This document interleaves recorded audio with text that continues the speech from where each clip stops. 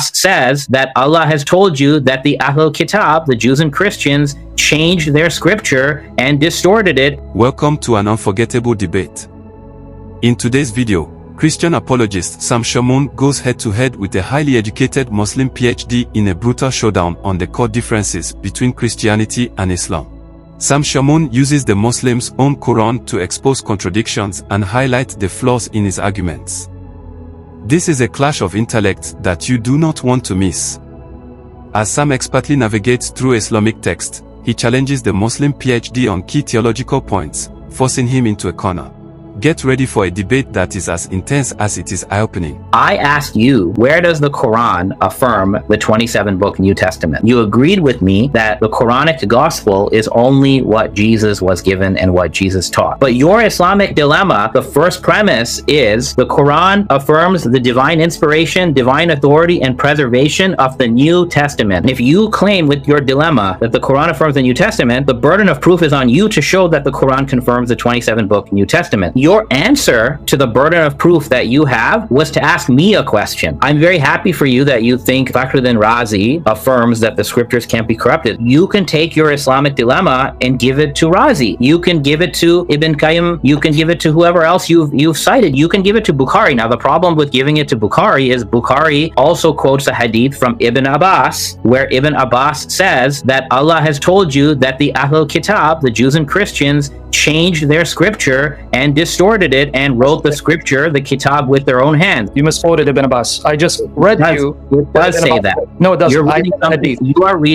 You are reading something else from what I'm reading. No, I know the hadith where it says, why do you go and ask them? Yes, it said they exchanged. It said they changed and altered the kitab. Who's they? Did you hear the quotation I gave you from Matt Whittingham? You want me to read it again? I'm reading a hadith. Can I show the hadith? Sure, and I'm going to show you the response to it, but you didn't listen to it. Again, but the point is that Bukhari himself is citing different opinions of Ibn Abbas, and actually the source you quoted, Whittingham, says right at the beginning of the paragraph that there is material that asserts textual corruption. So here's the thing: you can take your Islamic dilemma and you can take it to somebody like Razi, because he agrees with your premise. But what I will not accept is when you say Ibn Kathir is wrong because he doesn't follow the Quran, but apparently the Quran is whatever you, Sam, say the Quran means. So that's basically what you're doing. You're presupposing that your reading of the Quran is right, but I dispute that. We are going on tangents now. Can we get to the issue? We are, but I think it's important to point out for the listeners as well that you and I disagree on what the Quran means. You and I, we disagree, and that's okay. Sure. But for your dilemma to work, I'm the first wall. So if you want to get past the first wall, right, you have to convince me without appealing to any exegete. You have to convince me based on critical Quranic studies scholarship that the Quran affirms the New Testament. That's what you're going to have to do. Can I get to it without you repeating the same point? Because I was trying to get to it. I'm not repeating, but let me continue. So the burden of proof to affirm the New Testament in the Quranic view is on the person making the claim, which is you. Now, I'm going to say this again. Get to it. Walid Saleh, who I quoted on my slide, says that the academic consensus on the Quran is that it asserts the textual corruption of prior revelations. That's Walid Saleh speaking for a lot of scholars. And if you're interested, Sidney Griffith. Know Sidney Griffith? You cited him before. And then, you're filibustering and you're killing time. Can we get to the issue? Didn't he say that one possible plausible interpretation is that the Quran does confirm the New Testament? It's just been misinterpreted. Wasn't that one of the points, even though he doesn't hold to that point when he brought it up on his slide? So here you want to have your cake and eat it too again. You're first telling us. I don't. Well, he was giving different options. I don't appreciate doing straw man, Sam. If I give 3 options and I say I believe in option 1, you can't come and say, "Oh, you're contradicting yourself." Yeah. Let's do this instead of kind of going back and forth on this. Let's now talk about your positive case for Sam. Why you think that? My article. Here is what I was trying to show, which. Again, because we went on 5,000 tangents and he never addressed it. So I'm going to try it again. Here's the positive case. Please hear me out. I said that the Quran says it confirms what is with them. And here again, 566, 68. And I'm not going with the translation. Forget the translation. Had they followed the Torah and the gospel and what was revealed to them from their Lord. And then it says you have nothing unless you follow the Torah and the gospel and what was revealed to you, God revealed to you.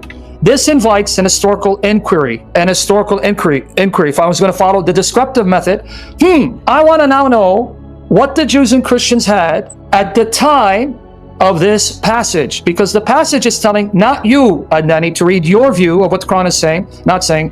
It's telling the Jews and the Christians, you have nothing to stand on unless you follow the Torah, the gospel, and all the revelation given to you. So now my question, which you didn't answer, and I'm still waiting for the answer, this 15 minutes, you didn't answer it.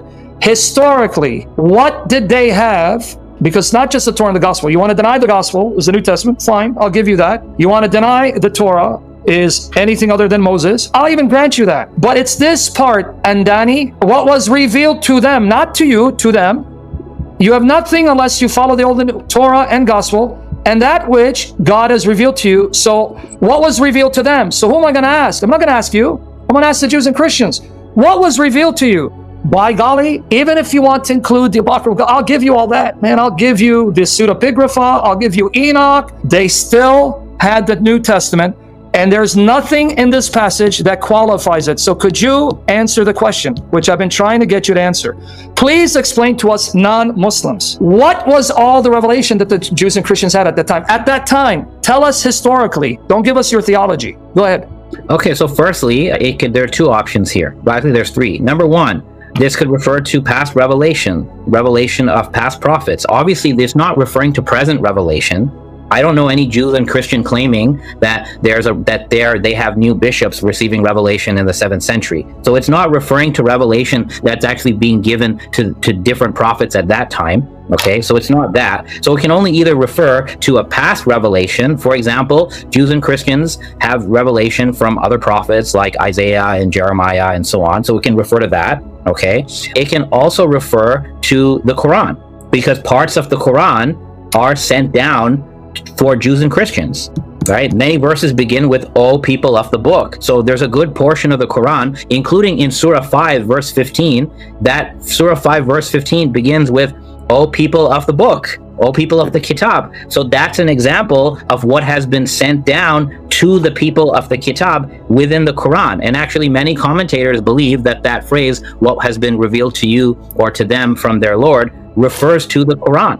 A third option is that the phrase, "what was revealed to them" or "what is revealed to you from your Lord," that is a specification. So sometimes in Arabic you have the word "and," the word "wow," and what follows that is not a third object, it's just a specification, a description of the other two objects that were mentioned. So the same verse, what says to Jesus, he will teach him the Kitab, the Hikmah, and the Torah and the Injil. The third wow, the third "and" in that verse is understood by many as a wow of specification. So in this case then, it's just an additional description of the Torah and the gospel. The other thing I would say is that Surah 5, which I know you guys are big fans of, Surah 5 is telling Jews and Christians to follow the law of the Torah and the gospel.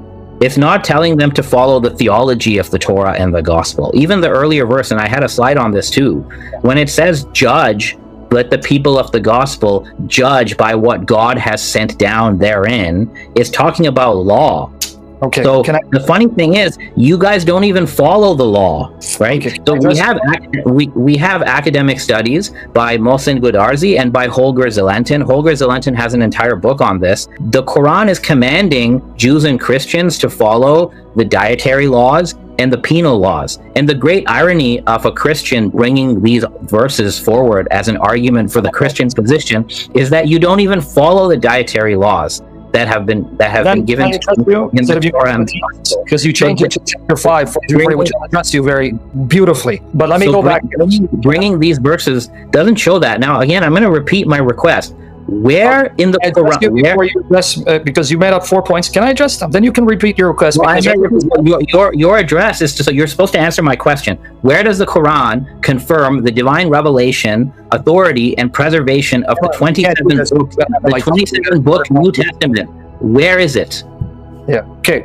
Now let me put holes to your which Muslim exegete actually affirmed the New Testament besides a modernist like Sayyid Ahmed? Yes, you can. Please, brother, respect yourself. Let me address it's and Danny. It's not. Can you step in, brother? Because you're jumping. You let this guy just filibuster talk over me. This is unprofessional.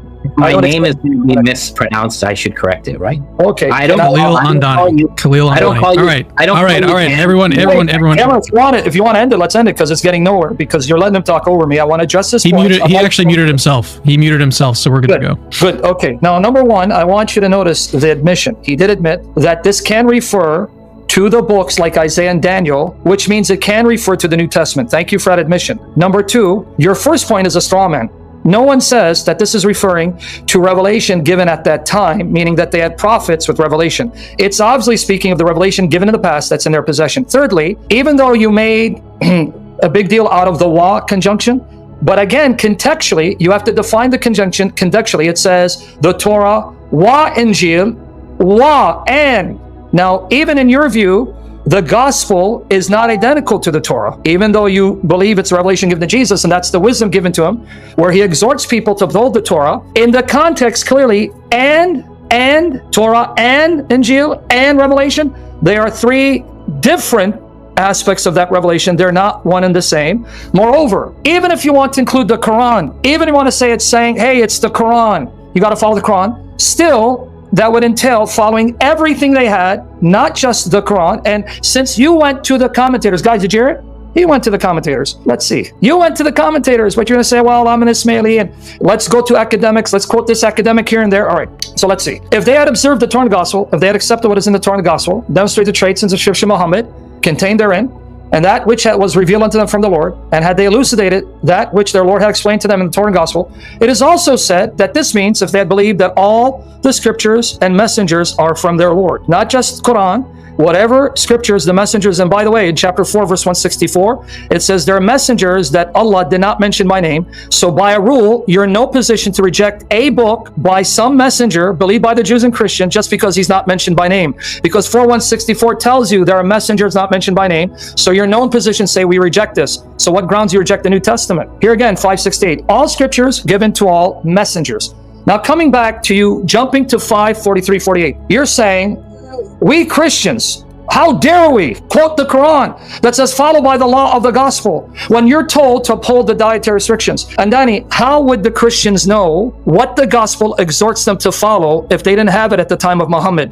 So you just proved my point. That means the gospel must be there for them to know that the law of the gospel exhorts them to follow the dietary restrictions, which means they had the gospel of Jesus. So I'm going to ask you, what was that gospel? And finally, read your Quran in context. You accuse me of reading out of context? I guess you forgot chapter 3, verse 50, where it says that Jesus not only confirmed the Torah before him, but he made lawful some of the things that were unlawful. So if I follow your argument, then I believe the Quran. That means Jesus made things lawful for his followers that were forbidden for the followers of the Jews. And hence 543-48 doesn't make your case, it makes my case. That's why the Christians follow the law of the gospel, because it assumes there are things in it that the previous Torah either forbade or allowed. So we follow the law of the gospel, and that's why Muslims follow the law of the Quran.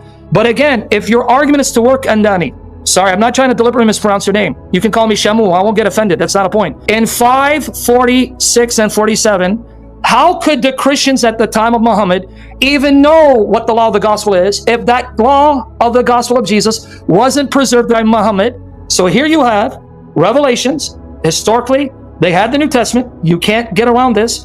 And secondly, if they had the law of the gospel at the time of Muhammad, surely they knew what the gospel was. So I'm going to bring it back to you. What was that gospel?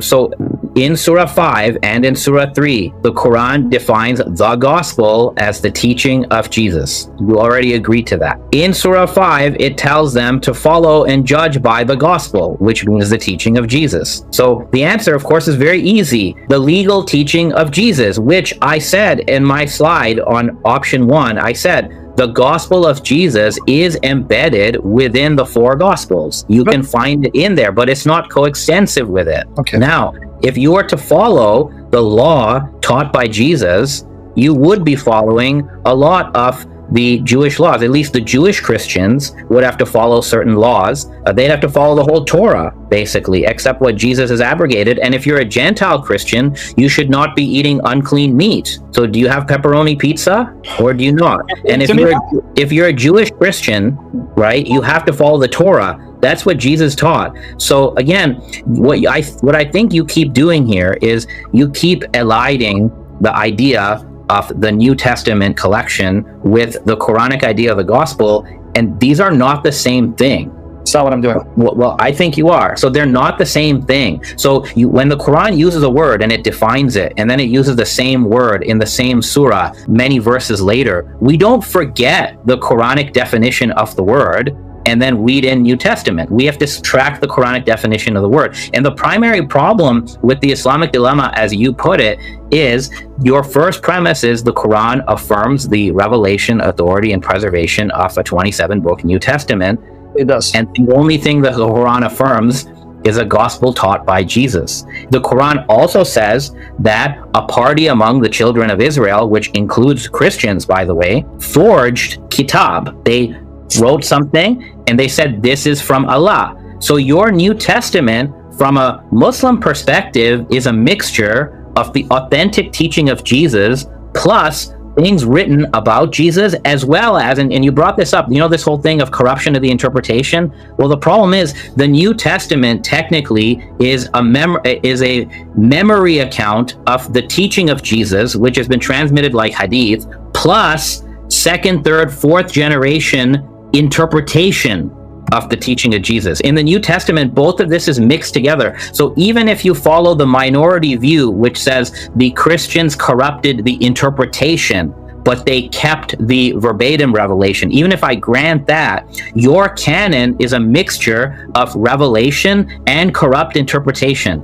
They've been mixed together. So what the Quran allows you to do is it allows Muslims as well as contemporary Jews or Christians to recover some of that authentic gospel of Jesus. How do you do it? The Quran itself is supposed to serve as the arbiter and the criterion. And that's not just my opinion.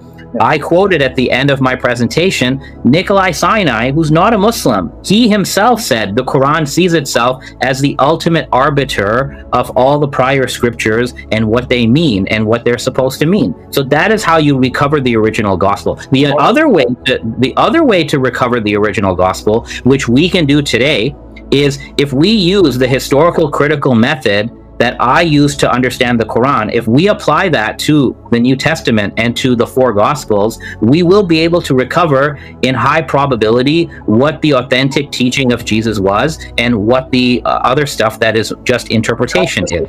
Yeah, okay.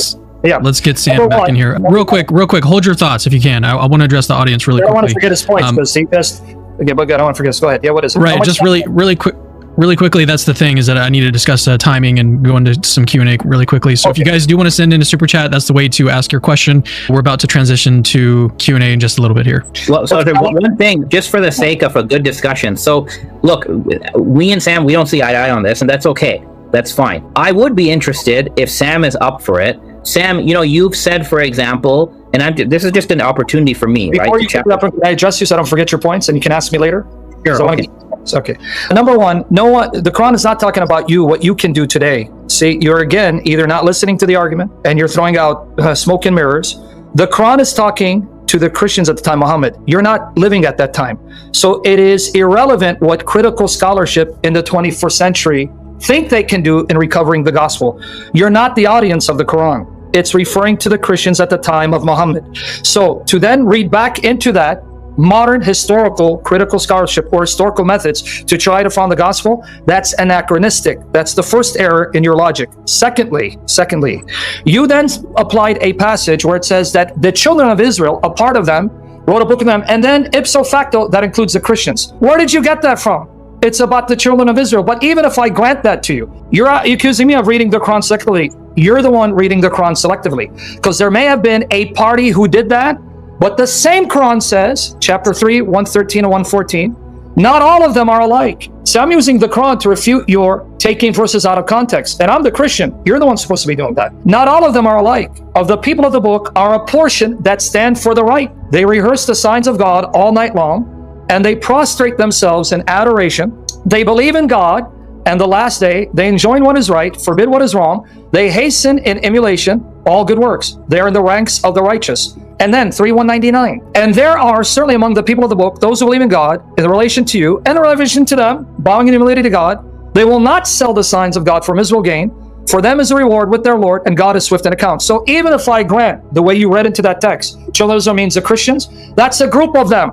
But there was another group that would not sell the signs, that recited their revelation, and supposedly also in the Quran. I'll even grant that. I'm very generous and charitable. So that didn't help your case. But now 547. Let the people of the gospel judge by what God had revealed therein. You conveniently said that, yeah, that means that the gospel of Jesus was contained New Testament, but the Quran does not confirm the New Testament. Only those aspects of Jesus' teaching. Now, we got a problem, friend. If the New Testament is a corrupt text, then how is it that a corrupt text can be trusted to preserve the core of Jesus' teachings, and that to know that those are the teachings of Christ without 21st century standards of historical criticism, which did not exist at the time of Muhammad? In other words, by extension, if the gospel of Jesus is in the New Testament, or at least the Gospels, and that's where you'll find the authentic teaching of Jesus, then by extension, that means those books must be preserved to be trusted to know that you're getting the teachings of Jesus. But now you want to go back and say, well, it was third, fourth generation. But you're burying the Quran then. If even what is in the New Testament doesn't actually preserve the authentic teachings of Jesus, you just made null and void this verse, because this verse has no meaning, no application historically, which means the Quran is speaking incoherent babble. Finally, you like to appeal to academic scholarship like Nicholas Sinai. I'll do you better. I will quote the study Quran Muslims saying that 548 doesn't imply what you suggest. Now, Cameron, let me bring it up, because he's saying, see, 548 means for the Muslim, the Quran is muhaymin alayh, which means we use the Quran to determine what's true in the gospel. That's a misreading of the context. And I'm going to let the Muslims, not Nicholas Sinai, your Muslim scholars, study Quran, make my case for me. Let me just bring it up. So you have said nothing, Khalil. I'm still waiting for good arguments that historically the relation given to them would have been the New Testament. All your rabbit you have to prove that to me. You still haven't done that. For those who have really quickly, we are going to transition to Q&A. So actually, I think we're going to have to leave this last section for Sam, and then Khalil, if you want to ask him your question that you originally wanted to ask, and then we'll move to Q&A. Which during the Q&A section, there's still going to be more time to chat and talk and discuss these issues. Yeah. So we're by no means is the conversation over. Yeah, let me just get this for him, and then finally, and if you want to engage me, Khalil, because you said the Quran denies that Jesus is creative logos, I'd like to discuss that with you. Well, I wanted to. You said earlier, on your articles and your podcasts or whatever, that the Quran doesn't deny the Trinity. Do you still hold to that? Absolutely. Okay, so we should start with that. Well, yeah, well, that we've already discussed. I was also interested in chatting a better understanding, because you're very interested also in the Quran upholding the Torah, because you have an argument out of Genesis 18 and 19 about that God or Yahweh is multi-personal. But I wanted to get some clarity on that from you, so I wanted to also chat with you about that. Sure. Sure. Okay. Now here, to study Quran on 543 to 48. Guys, he quoted Nicholas Sinai. He's an academic, but these are also academic scholars, and they're Muslims. Study Quran. Guys, watch. Let me read it. Page 298. Verses 43, 44, study Quran.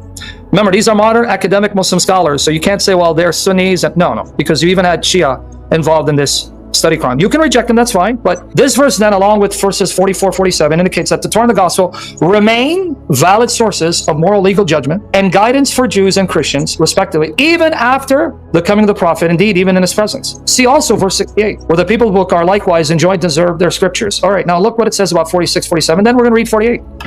In the present verse, both Jesus and the gospel he brings are separately described as confirming the Torah. And I don't mean to interrupt you, but I already read this, and actually I don't have a problem with this, but I would direct you when it says at the beginning, moral and legal judgment. And that's what I was saying. That's how I started this whole discussion of Surah 5. I said these verses are about legal judgments. But what you guys do with your dilemma... Let's let Sam finish his point here about this, and then like I said, we do need to turn to Q&A. So if I've got to mute people, I've got to. It's a little bit unfair that when he talks, he reads out like an entire page of a URL. And you speak for about 6 minutes. And I don't do that. Well, you're welcome to do that if you want to. We can share your screen very easily. The thing is, like, I've already read this article.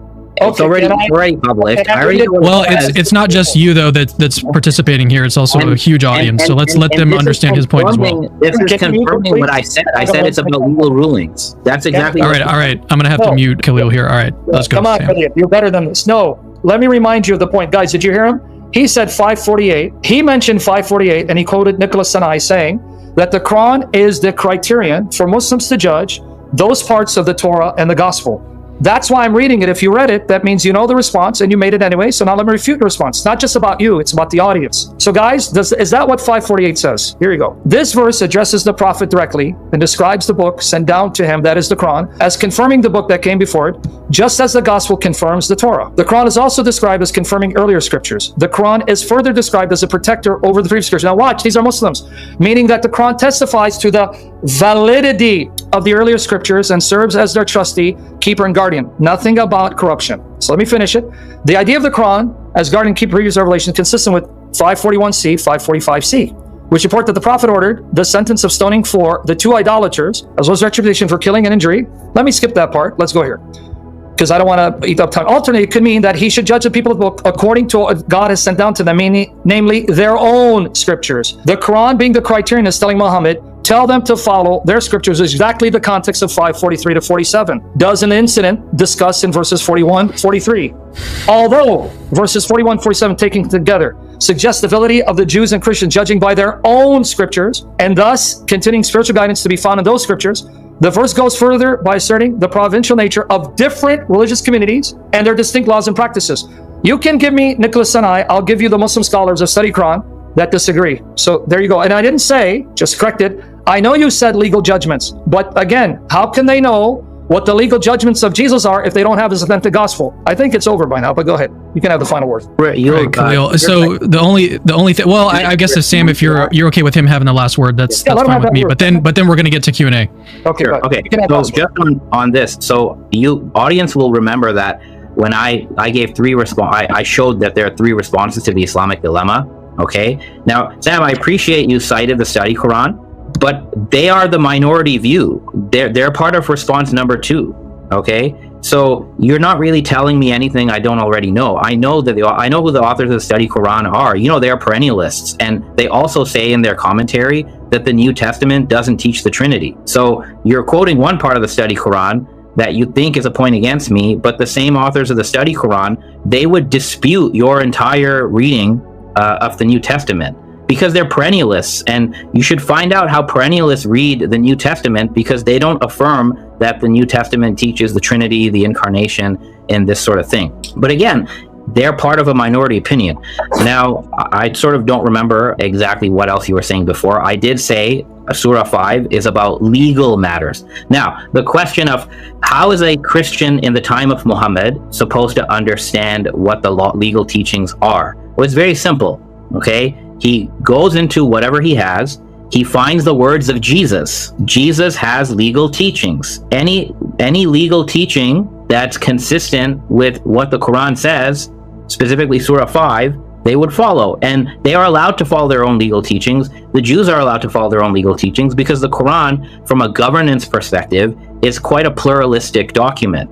It doesn't want to force Jews and Christians to follow the law of Prophet Muhammad, so it allows them to follow the laws that they have. Now, as for this term Muhayman in the Quran, again, Nicholas Sinai represents an academic, critical perspective, and when he says Muhayman means the arbiter, that's from that perspective. The study Quran people are representing a perennialist perspective, which is the minority view that the New Testament or the four Gospels are preserved, and they're entitled to their opinion. But theirs is not an academic opinion. Theirs is a partisan opinion. And if you want to follow their partisan opinion, that's fine, Sam. But you still have to then deal with this other issue of the interpretation of the Torah that you have, the interpretation of the New Testament, because there's a lot of academic scholarship that would say that the Trinitarian reading of the New Testament is just not historically true, that this is just a later back projection onto the text. Similarly, your Trinitarian reading of Genesis, where you say there's two Yahwehs in Genesis 19, right? We can talk about that if you want. I think it's a very tenuous reading. But this, for your dilemma to work, you have to A, show that the Quran affirms the New Testament, which it does not. It only affirms the gospel of Jesus, okay? And B, you also have to show on your own, once you've brought a Muslim to the Bible, okay, you also have to show that the New Testament teaches the core doctrines that you believe in as a Christian, which, even if I grant you your canon, I would be able to dispute with you on the Trinity, on the Incarnation, on vicarious atonement, and all these other matters. So that's why, for all these different reasons, I don't think the Islamic dilemma in the end is successful, especially for, educated people. Okay, now let's turn to Q&A now, and we're gonna have Cameron. Can I just not respond?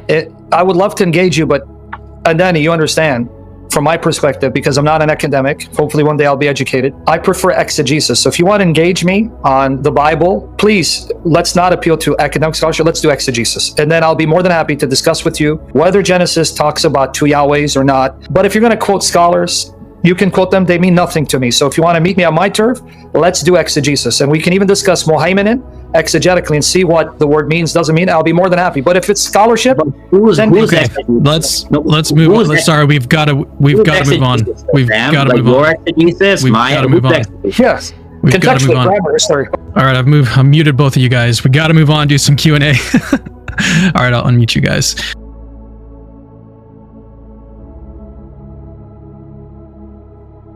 Sam Shamoun challenges the Muslim scholar's position, arguing that if the Quran affirms the New Testament, it is the burden of the Muslim side to demonstrate this using the Quran itself. This is a key point because Shamoun is emphasizing that any claim regarding the Quran's support for the New Testament must be backed by specific Quranic verses. Shamoun's challenge is grounded in the concept of burden of proof. The person making the claim that the Quran affirms the New Testament as a whole, including its 27 books, must substantiate it with clear evidence from the Quran. This sets the stage for the Muslim scholar to address whether the Quran confirms the New Testament, or if it merely acknowledges earlier revelations in a general or partial way. The Islamic dilemma and interpretation of Hadith. Shamoun references the Islamic dilemma about textual corruption, particularly highlighting the Hadith from Ibn Abbas in which it stated that Jews and Christians distorted their scriptures.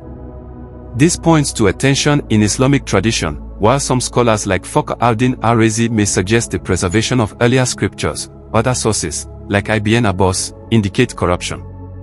Shamoun is effectively asking the Muslim scholar to reconcile these apparent contradictions, noting that scholars from Bukhari to Razi and Ibn Qayyim have conflicting views on the preservation and corruption of the scriptures. Ibn Abbas's view on textual corruption.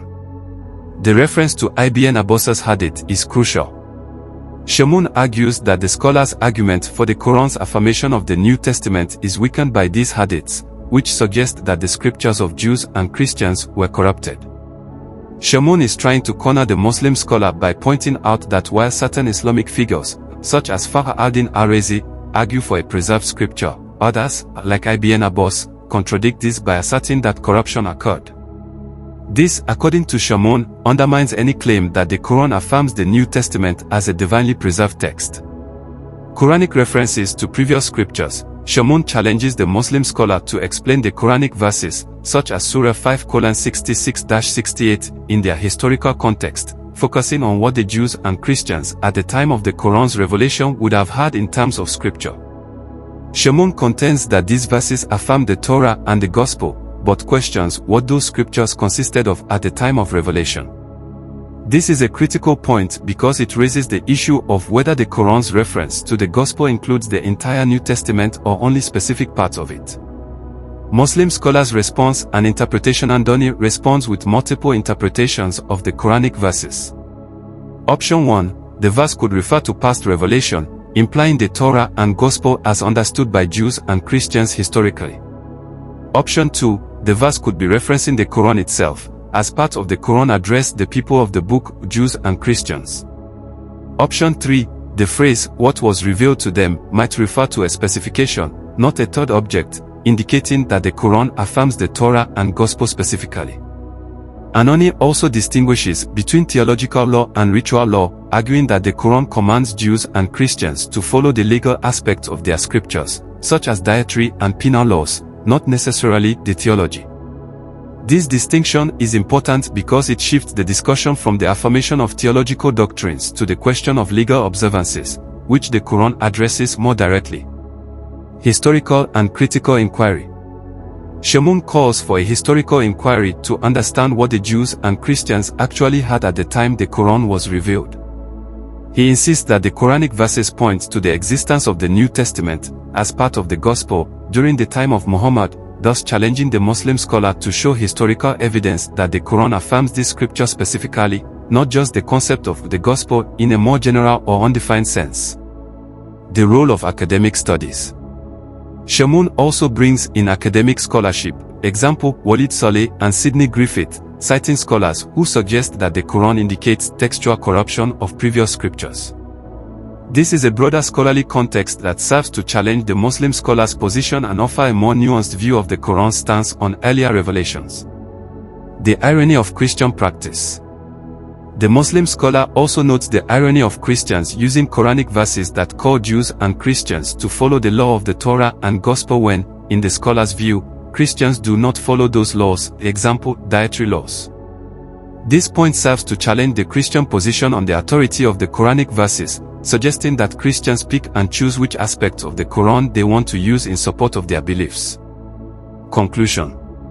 This debate is multifaceted, dealing with the burden of proof regarding the Quran's affirmation of the New Testament, hadiths that suggest textual corruption of the Bible, the historical context of the Quranic references to earlier scriptures, interpretations of the Quran, particularly in terms of what the Gospel refers to, the legal versus theological distinctions in the Quranic command to Jews and Christians.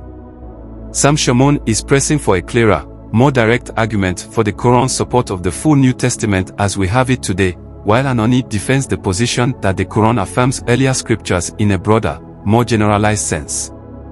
The discussion also highlights the complexity of Quranic exegesis and how different interpretations and scholarly views play a significant role in shaping one's understanding of the Quran's stance on previous scriptures. That was a truly brutal and eye-opening debate. Sam Shamoun's use of the Quran to dismantle the PhD's arguments was nothing short of masterful. But what did you think? Did the Muslim debater manage to recover, or was Sam's approach too powerful to counter? We'd love to hear your thoughts in the comments below. If you enjoyed this intense debate, don't forget to like, share, and subscribe for more thought-provoking discussions. Thanks for watching, and we'll see you in the next video, where the pursuit of truth continues.